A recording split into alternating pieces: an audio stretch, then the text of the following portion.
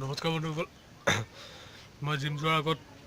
কি খাই যাওঁ এইটোৰ ওপৰত মানে কৈ দিওঁ জাষ্ট খাবলৈ ষ্টাৰ্ট দিছিলোঁ মই কি খাওঁ মই জিম যোৱাৰ আগত বইল আলু কেইটামান খাওঁ আৰু এইপিনে ওটছ কৰ্ণফ্লেক্স অলপ খাই যাম আজি লেগ ৱৰ্কআউট আছে ছেটাৰডে চ' আপোনালোকক জনাই দিলোঁ কি খাই যাম ট্ৰাই কৰি চাব ৰিজাল্ট পাব পাৱাৰ পাব পূৰা আৰু আলুটো জানে কাৰ্বহাইড্ৰেটৰ পাৱাৰ চ'ৰ্চ আৰু ওটছ আৰু